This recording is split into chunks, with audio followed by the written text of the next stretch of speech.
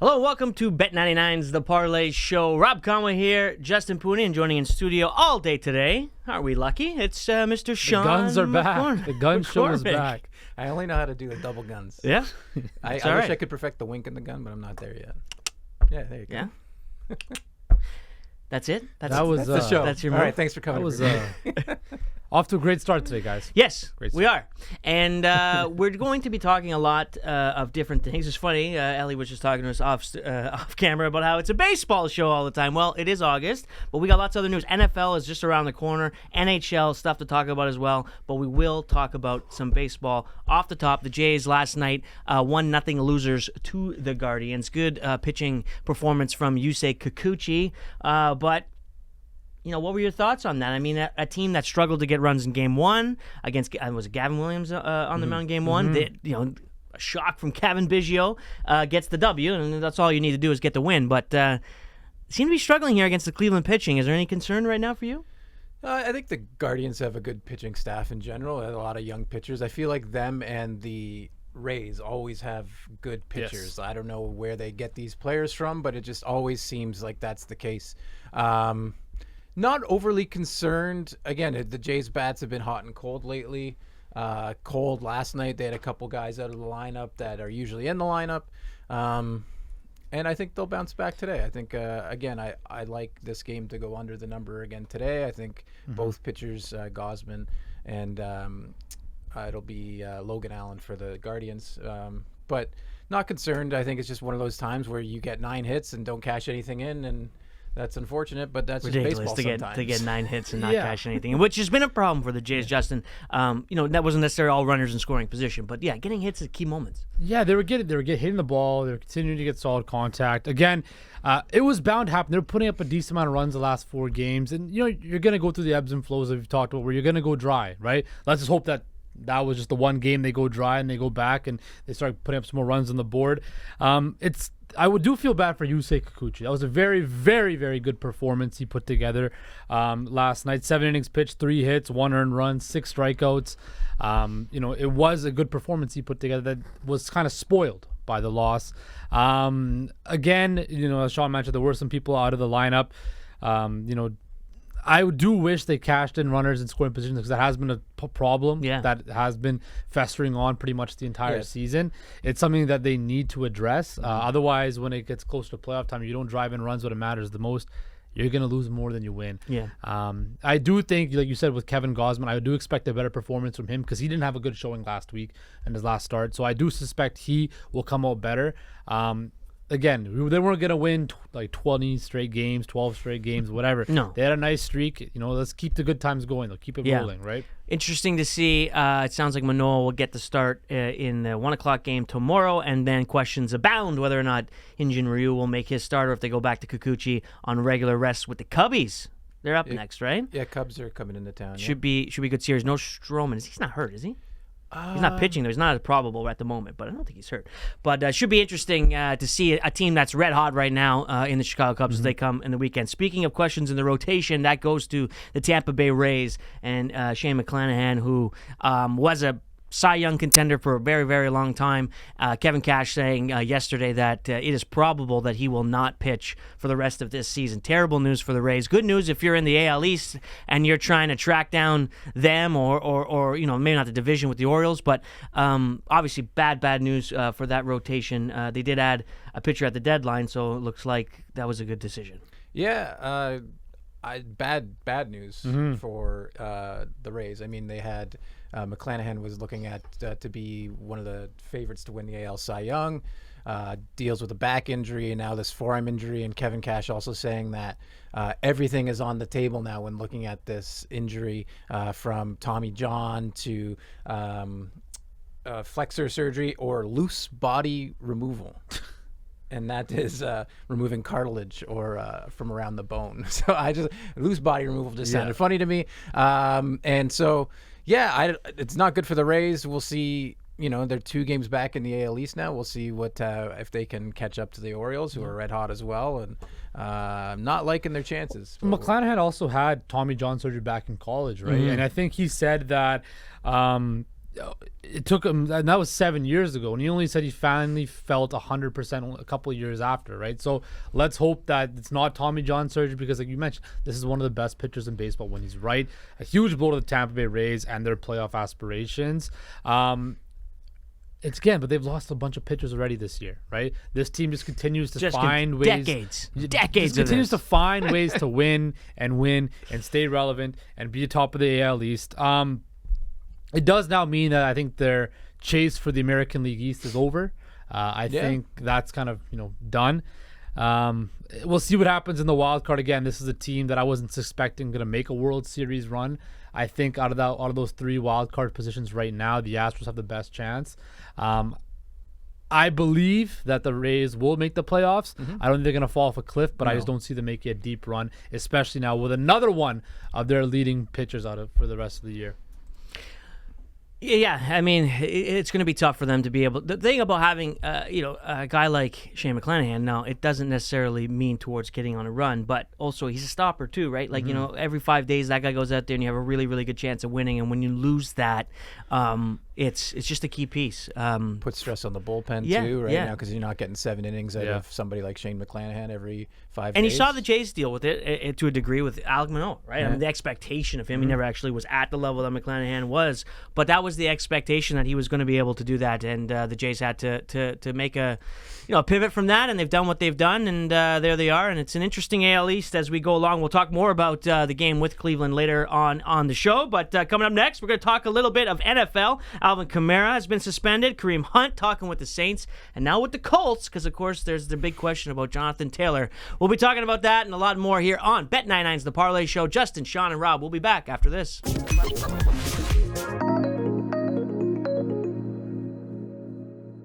All right, welcome back to Bet99's The Parleh Show. Rob Conway here with you, Sean McCormick, and Justin Pooney in studio as well. And we're going to play a little Lay Your Money Down coming up next. But right now, we're going to talk a little NFL.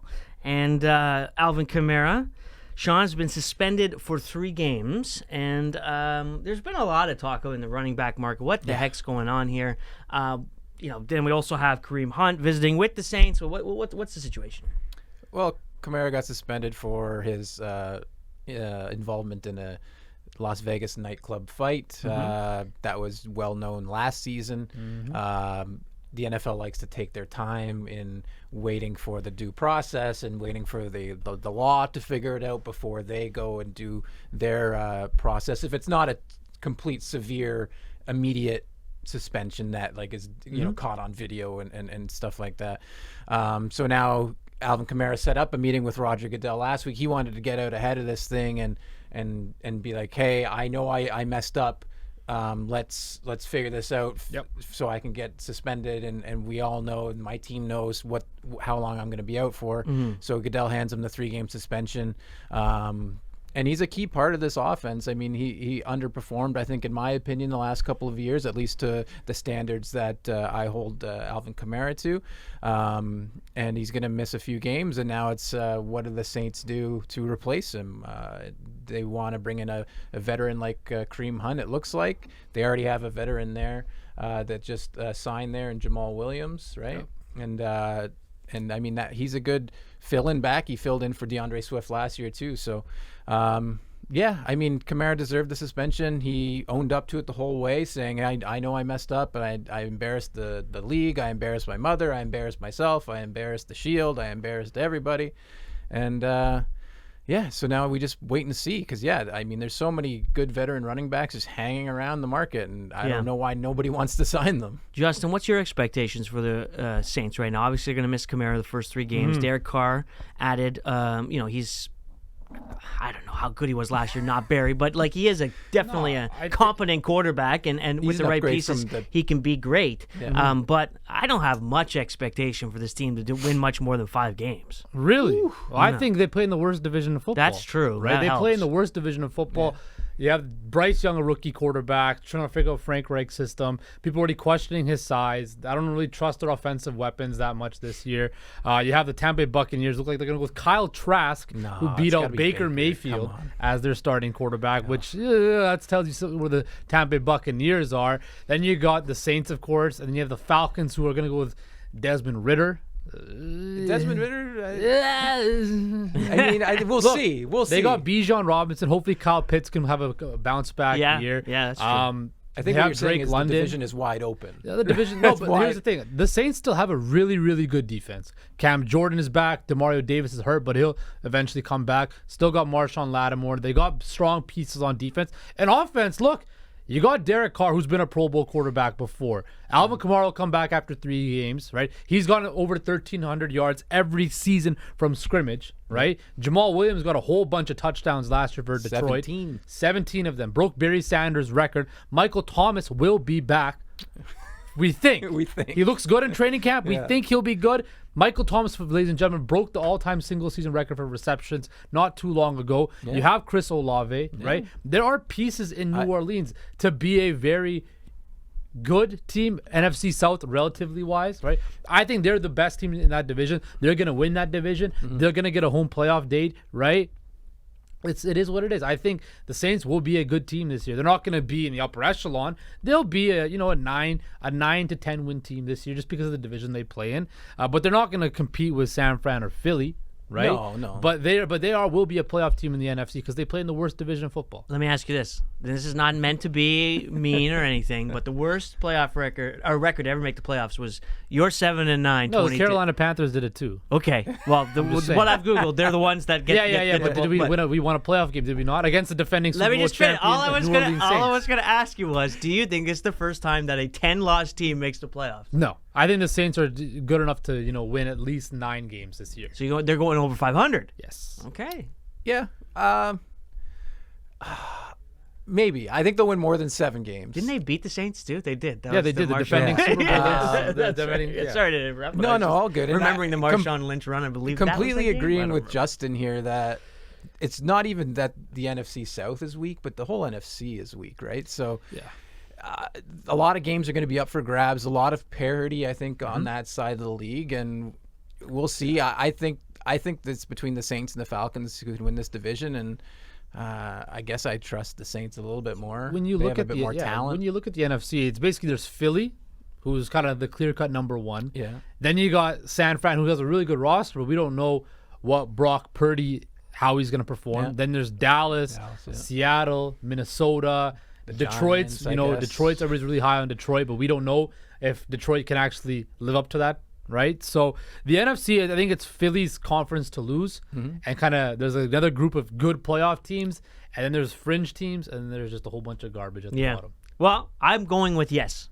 Like a 10-loss team is going to be the first time ever in NFL history. Okay. So you're right. You convinced me. That is a terrible division. And you know what? It might be the Saints. They might win 7 games and win the division and get a home playoff game, and that's just the way it works. We're seeing it in baseball with the AL Central right now. Same thing, right? The Jays, we're talking about wanting to get hot, make sure that they make the wild card. Well, preferably in 3rd because then they get to play the Twins, right? And that's going to be an interesting situation. Same thing will be for a wild card team that ends up playing whoever wins the NFC South. All right, Jonathan Taylor. The heck's going on with this guy? We talked about Kareem Hunt. He's also going to meet with the Colts. He would be filling in for a few games for Alvin Kamara. Could be filling an entire season for Jonathan Taylor, depending on that situation. Any news that we need to know about, Sean? Yeah, not too much. I wanted to talk about it because it's just so much hearsay and mystery what's going on. It doesn't he comes out and says he's healthy. The team comes out and says we might put you on the non-football injury list. And now he's leaving practice and training camp to rehab this injury, but he says he's healthy. I think it was from his ankle. He had an ankle surgery in the offseason, and he's now rehabbing on his own. You know what? They do those hold in, hold out things. Well, now he's just gonna leave and rehab. That's what I mean, right? If he was getting paid, would he be at camp? Absolutely. And would he be, practicing and drilling with the team, right? It just seems to me like it's mind games, politics, all that stuff. That's all it is. It's exactly all it is. But, I mean, Kareem Hunt is going to visit there tomorrow, or today. Sorry, I'm messing up my days of the week. And they're a team, like a lot of other teams, like we're saying, that could use a back. They just lost Zach Moss for a long period of time. Deion Jackson filled in last year while Taylor dealt with some injuries. He played pretty well, but I think adding somebody like a Hunt or a Cook, Fournette, Zeke, there's a lot of good running backs out there that a lot of teams could use, and the Colts. I guess they're gonna wait to see how this Taylor thing shakes out, but. Man, I just don't know what they're doing. This whole situation is just mind-boggling to me. You mentioned, Sean, it's all of it's just politics. It's all just a ploy to Jonathan Taylor. I'm not going to rehab here. I'm going to go rehab off-site because I don't want to be around the team doctors. Yeah. They're going to bring in Kareem Hunt to try to put some pressure on Jonathan Taylor. Oh, we'll bring in Kareem Hunt then. Look, we know week 1, I think Jonathan Taylor will play. He's going to play. Right, I don't see him. I don't see anybody pulling a Le'Veon Bell anymore and sitting out the whole year. We saw it with Saquon. He got some more guaranteed dollars. Yeah. He's back. I'm pretty sure Josh Jacobs will be back too. Because look, even on the franchise tag or in Taylor's case, if you play well, right, you're gonna get offers, right? You're gonna make more than you're making on your rookie contract, right? Yes, are you gonna get the term and the big ticket offer that you expect to get? Probably not, because we just talked about today. The NFL Top 100 came out.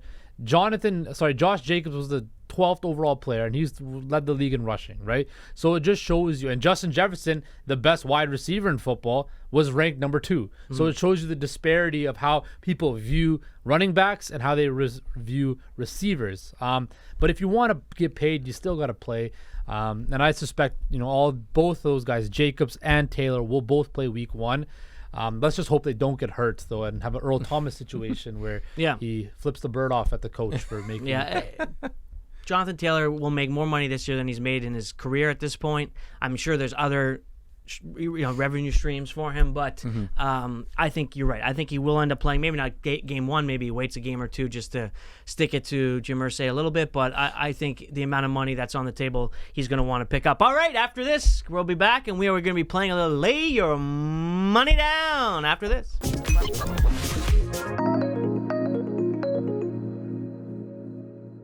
We're back here on Bet99's The Parleh Show. Rob Conway, joined as always by Justin Pooney and Sean McCormick in for the day.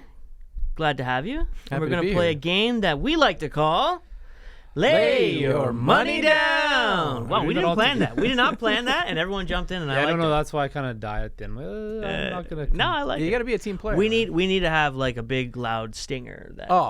For sure. Here, just let me. We need more production value coming up here on the parlay. So first up, we actually have a video we want to play that's going to lead into the first topic. Yeah, just Ellie, would you please? Yeah. Look at these two. How adorable.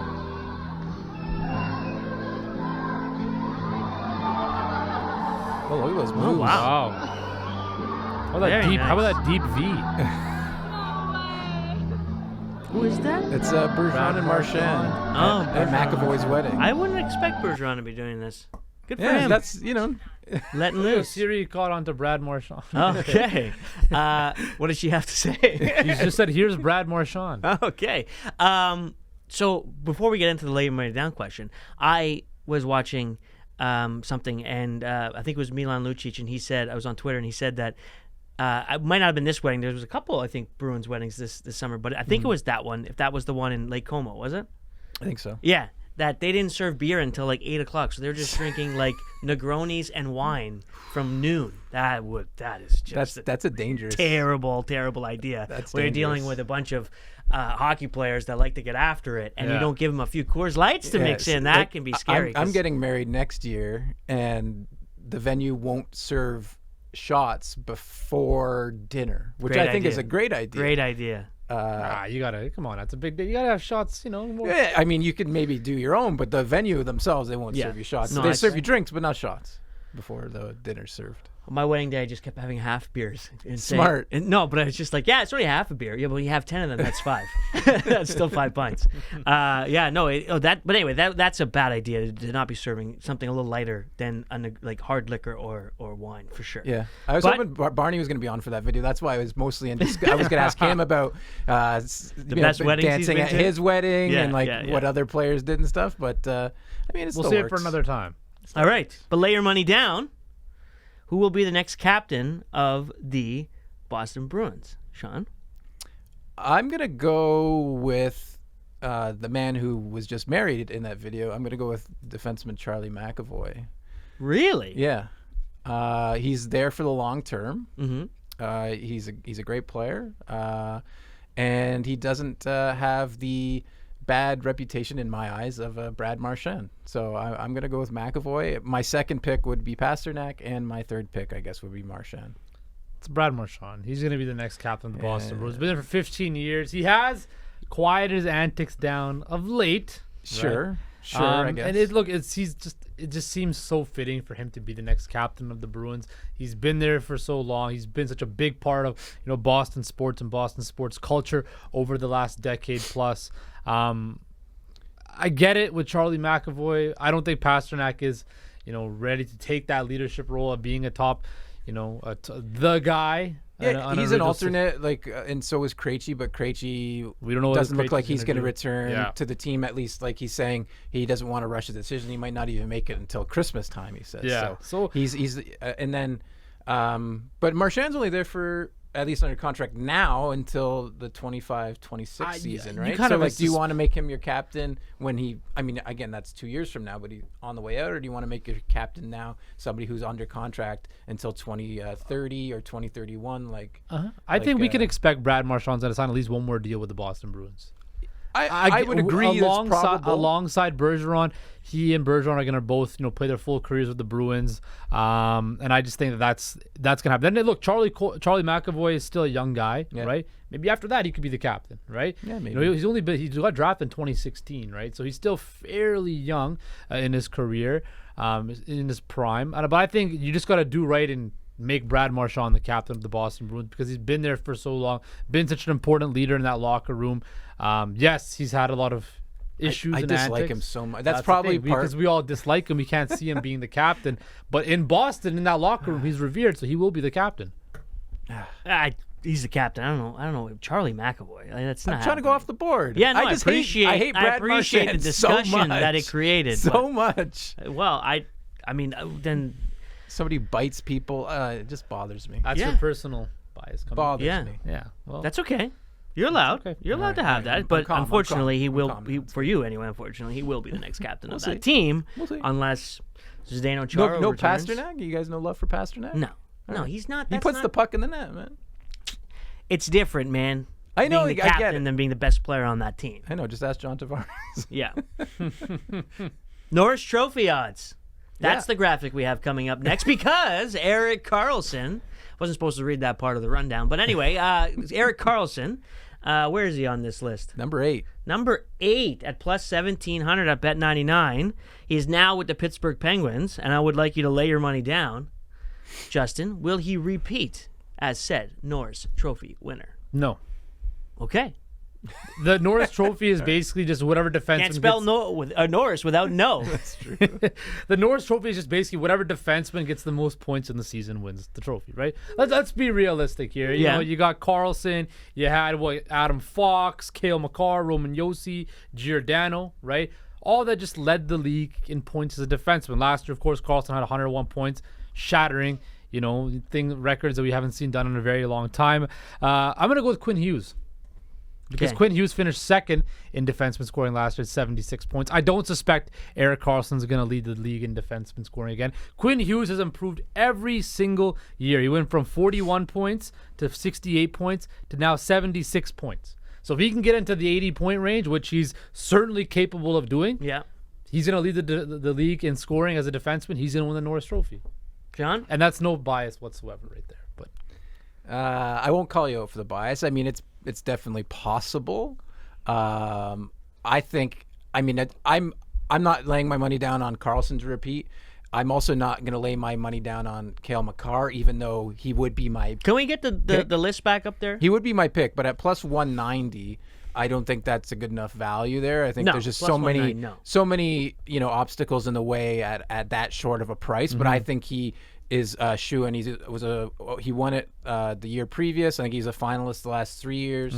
I'm gonna go with Dougie Hamilton at plus 1,900. Wow. Again, he was close to leading the defenseman in points aside from Erik Karlsson. He had 74 points last season. And then if it's not Dougie Hamilton, I like somebody a little off the board and a Victor Hedman maybe to rebound a little bit after his somewhat. You're not even going to go with what if Charlie McAvoy captains the Bruins to a President's Trophy and gets 100 points, well, not 100 points, but 70 points. I mean, yeah. I mean, I think it's wide open. I think there's tiers to it. I mean, Adam Fox and Cale Makar are just so good, and like they're finalists the last couple of years as well. And I think Fox won it 3 years ago. 3 years ago. 3 years ago. And before that, like I think Hedman was a finalist like 5 years in a row, and he won it before. It's wide open, and again, I think defenseman scoring isn't as predictable. I mean, there's a few guys who are up there near the top of the list every year, like a Roman Yossi type player, Erik Karlsson, Brent Burns, Quinn Hughes.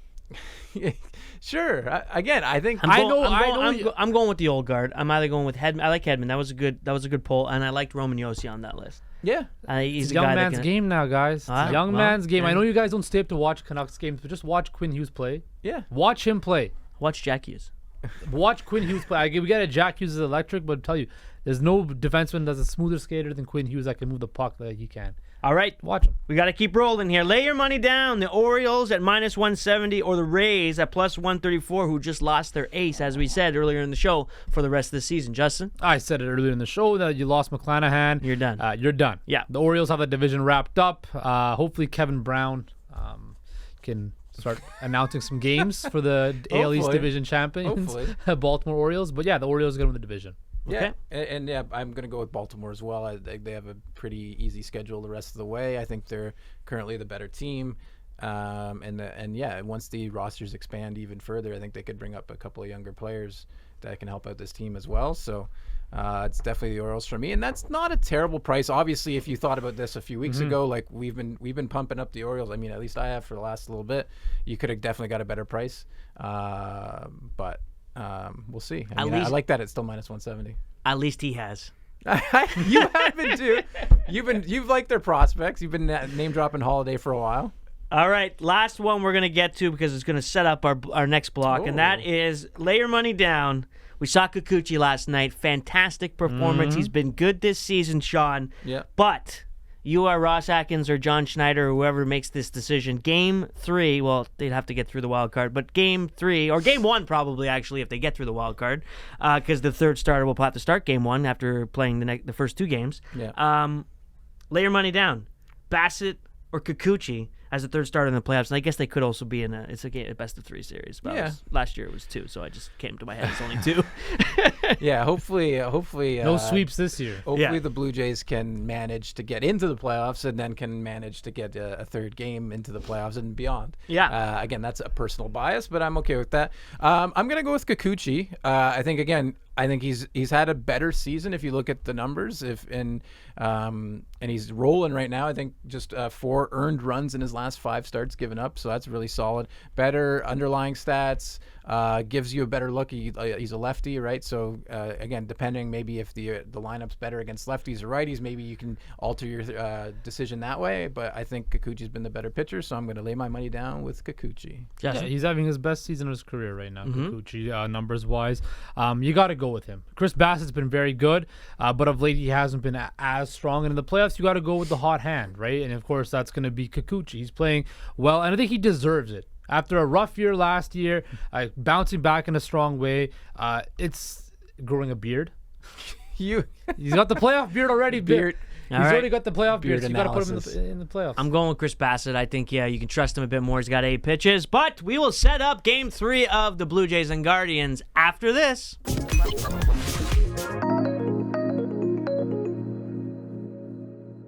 All right, welcome back to Bet99's The Parleh Show. Rob Conway here, Justin Pooney, Sean McCormick in studio in Toronto. And Blue Jays yesterday, tough game, as we talked about. 1-0 the final with 9 hits. Couldn't cash in. I think it was the 3rd inning, 4th inning when they had bases loaded, 1 out. Yeah. Couldn't get a hit with runners in scoring position. Been a problem all year. Look, if this team could hit with runners in scoring position, they would be in first in the AL East.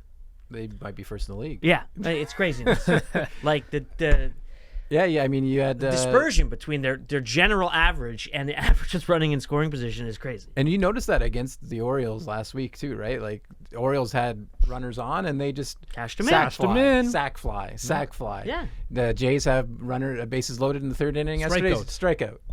You know what I Nothing more mean? frustrating. They had 2 on in the first and they couldn't cash in. 3 on. They had 2 on in the ninth, I believe, as well, and they couldn't cash in. And I mean, it's just it's frustrating. And again, they're still 7th or 8th in the league. It's just you're holding on for this last wild card spot.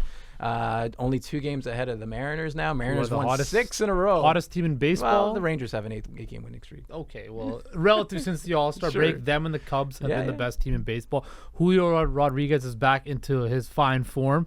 Sure. He is. Yeah. I know it's hurting you to admit that. But look, when you look at the Jays, the AL is going to be like the AFC this year in the NFL. It's going to be a dogfight, right? The National League, you kind of have like the upper echelon teams, the Dodgers and the Braves. Well, the Braves and then kind of everybody else. The American League is wide open, right? Yeah. We think Houston can make a run because they got Verlander. The Rangers got Scherzer, Simeon, Seager are paying off right now. They have a big payroll. The Angels are pretty much done. Red Sox, it's kind of looking kind of bleak. Yankees look kind of done too. The Orioles are a young team. We mentioned the Rays that have a whole bunch of injuries. The Central Division leader is probably going to be the Twins, and nobody really trusts them, right? So look, the American League is wide open, right? Yeah. There's a whole lot of teams that could, take something and go on a nice run. And we mentioned the Jays have so much talent. They have all the talent in the world to get to that point. They can make a run into October. There's nothing stopping them. Once Bichette comes back, right? And, if Manoah can, figure out something and they go with their 3 strong starts like we mentioned, the Jays have enough talent on paper to take on anybody, anywhere, right? But it's what's on upstairs and the managerial decisions. And do you trust John Schneider in those clutch moments to make the right decisions and stuff like that? Do you? Yeah. I mean, I haven't. None of us have really brought up Schneider over the last little bit, right? I mean, he's been managing fine. I think there haven't been any noticeable, pitching issues with the bullpen, and obviously Kikuchi is pitching well, so you're not yanking him early from games like he was being accused of. And it's one of those things too where I think we've talked to Mike Wilner in the past, and it was like you never notice these things when they're going well, right? When you're losing. It's when you're losing, and when you're those kind of bonehead decisions, Matt Chapman's yelling at him. Those are the things you remember, but you don't remember when things are going smoothly. So I don't have any concerns about Schneider into the playoffs, but I mean, again, I do have concerns, or at least worried about the Jays making the playoffs. It's tight. It's a tight race, and we'll see what happens. I think you can have some questions about what Schneider's done. There's been some interesting decisions, plugging in Kirk in certain situations, not plugging in Varsho. There was a moment when Luplow, I mean, I know he's not even on the team anymore, but there was an opportunity to pinch hit there. Like, he was the only reason he was there was to bat lefties, and he decided not to. And, of course, Varsho, I can't remember whether it was a strikeout or a double play or whatever it ended up being. And, of course, there was game 2 last year in the playoffs and the decisions made in the bullpen. And look, it all came crashing down, and I was at that game, and I wanted to leave because I thought it was over. And if it wasn't, I didn't want to see the conclusion anyways. But they lost, and I did see it because no one else wanted to leave. And we continued to have... You can't leave games early. Yeah, you can. You can. In the regular season, you can. First of all, you absolutely can. I went to... The game was 7-1, and I was paying $18.50 for Stella's. I could have got the heck out of there and had no problem with it. I went to a Tigers-Jays game of just a few weeks ago in Detroit, and the day that Danny Jansen hit that I know homer. you're at that game. And a lot of people were leaving around me, and again, I was like, nah, I'm gonna stick it out. And you drove all the way to Detroit to watch the game. It's a little bit different. Like, if you're like, you live downtown Toronto, right? You can afford to leave a Leafs game, a Raptors game, a Jays game a little bit early to beat the traffic to get home. What? I mean, but because I live so close, there's no point in me beating traffic. Yeah, but I'm saying, so close, I'm saying for other people, right? Yeah. If you live wherever you live in somewhere else in the GTA, sure. The Gardner's gonna be a mess. The train's gonna be a mess. You're gonna leave, and if you got kids with you too, right? It's entirely the kids thing is different. If you got kids, I wouldn't be bringing them to the game. But here's also the other thing like too for me. If it's like, especially when you go to the Raptors game, where the last couple minutes of the game, it's like a 10-point game. What's the point of me standing there and watching the bench players? Once the starters are out of the game, then I'm out of there too. Most important reason why you get out of there early in a Jays game is normally when I'm at a Jays game, it's an event. So I'm going to the game and then I'm going out after. Yeah. And they stop serving beer in the 7th inning. So unless you're smart and you grab one and that lasts you to the 9th, then by the time you get out of there, we're talking hour and a half. And if you're there just for the game and going home, that's fine. But if you're going to go out after, you got it. I was gonna say I've been in Toronto 3 years. I think I've been to maybe 7 or 8 Jays games since I've been here. I can't tell you one time I've been there from first pitch to last pitch. I think I've come on average. I come in like the middle of the second, fashionably late, middle of the 2nd inning, leave around the 7th inning. Like you mentioned, when the beer stops, when the drink stops flowing, then I'm out of there. I'm like, all right, peace out. I don't even know if they play the national anthem before the game because I've never been there early enough to hear it. No, that's not true. One time I was there. No, it's different. Like it depends on the event, right? Like for example, every time the Canucks come to Toronto, I will be there because I'm going to be there for warm-ups, for national anthems to the very warm-ups. Oh my because goodness. That's my team, right? If I've gone to various NFL games, you're paying a whole lot of money to go to an NFL game. You're gonna want to tailgate. You're gonna want to be there for the whole event because you forked out so much money. You travel a long distance, right?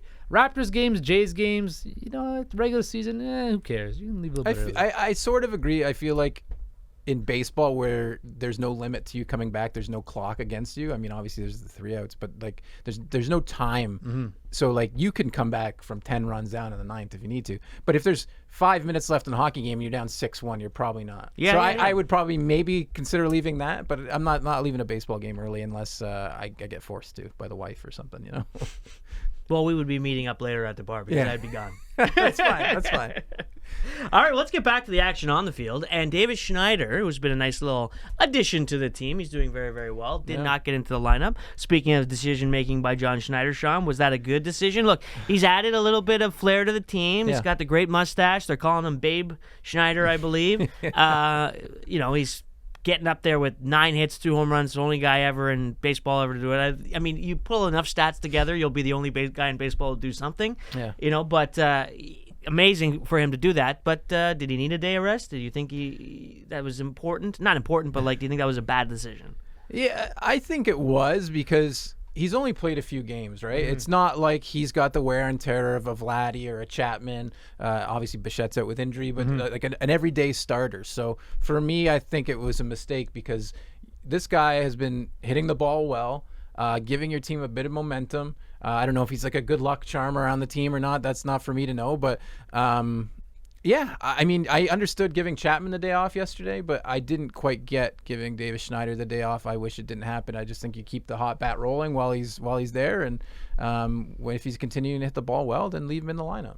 Yeah, I mean, he's batting .529 in his first 3 games. And I know that'll come down, but obviously he's gonna come down. He's not going to be hitting the ball that well forever. But like you mentioned, it's a good story, and it was a good momentum building thing that they had going for them. And to pull him, I kind of questioned it too, right? Like you mentioned, he just got up here. Just see how far, see what you got.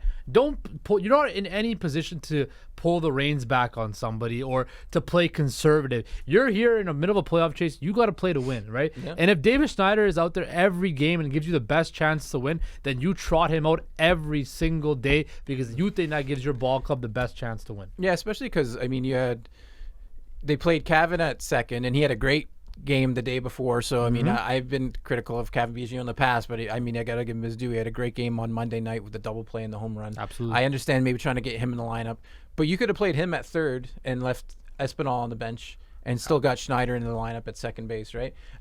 So you could have done that, and that's what I would have preferred over what they did. But again, we'll see what kind of lineup they tried out tonight. I think it should be the full their best lineup without Bo, because I think Merrifield had the day off on Monday, Chapman Tuesday, Vladdy had Sunday off, so they should all be fairly well rested and ready to go. It's a big series because of what Seattle's doing behind them. I thought the Red Sox series was vital after what happened against Baltimore, and I talked about it on the show yesterday that it was an opportunity for them to kind of stiff arm Boston, who was at the time the closest team to them. But you're not going to play the likes of Seattle, Houston, down the stretch. So you guys got to keep winning because that's what they're doing, right? And so Cleveland is, an okay team. They got, some obviously solid players and guys like Ramirez and Kwan and some good pitching and what have you, but you're better than that team. and you got to win this series, an opportunity to at least guarantee a split here. And you never know what you're going to get out of Manoah. Although I think he's settled back in. The way he was bouncing off the mound was nice to see, because that's just an attitude thing, right? You throw a couple tight sliders, and all of a sudden you got all the swagger back, and it's great to see for him. But Gausman needs to be good today, and the odds are minus 170 for the Jays. The over/under is 8. Yeah. So here's my question for you. It's a little bit more of a fun betting type of thing. So, are you guys into like trends in the sense of the opposites? Which doesn't make sense. No, it doesn't. No. But after watching the Jays absolutely just scrap together, 3 runs in the last 2 games, but put some hits together. Sure. And then what does Cleveland have? 2 runs in the last 2 games? So that's 5 runs in the last 2 games. That's great math skills. All right. Great math skills. So you're Over 8. No, Are we no. pounding the over because the bats are going to come alive? You know what? I like where your head's at. Yeah, I like where your head's right. at because Alec Manoah's on the mound No one and ever he's says that. prone No, to. tomorrow he's on the mound. Oh, tomorrow. Sorry, It's Gausman's on the Gausman mound. today, Yeah. Gausman got lit up kind of bad last week. I don't even think he needs to give up 2 runs. I think it's 7-2 final. I've already, spoiler alert, have a bet on the under. So Just making the parlay. it will be. Yeah. Okay. I cannot. Well, I never cannot be. Logan Allen, Logan Allen is good. I mean, he's good. He's not bad. he's got an almost 9 K per 9, 3.65 ERA on the season, 5-4 record. Throws a fastball a lot. Has a changeup. He changes speeds a lot, which I think can fluster the Jays a little bit. He has a bit of a sweeper, which again the Jays don't do well against sweepers and sliders. But yeah, I don't know. I just the way that we just alluded to, they're gonna have their full lineup probably. Yep.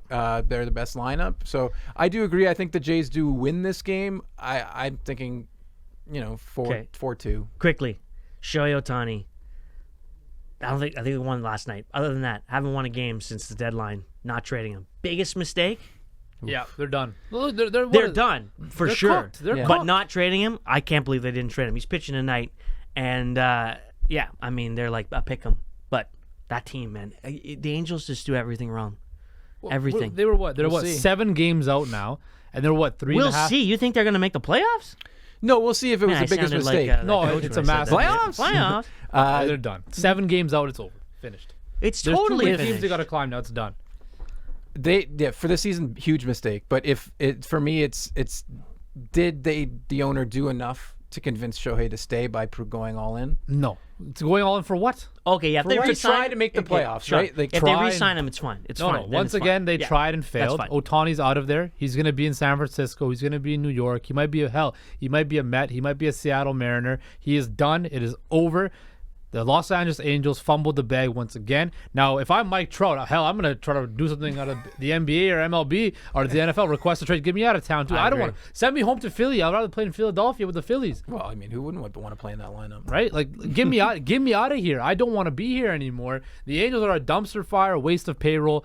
They fumbled the bag once again. I God, can't I- distribute with you, Justin, on most of what God, I you hope said they there re-sign him. because, if they re-sign him, it's fine. But you had to make a move there. But for them to lose every game after the deadline was great. All right, coming up next, Parleh after this.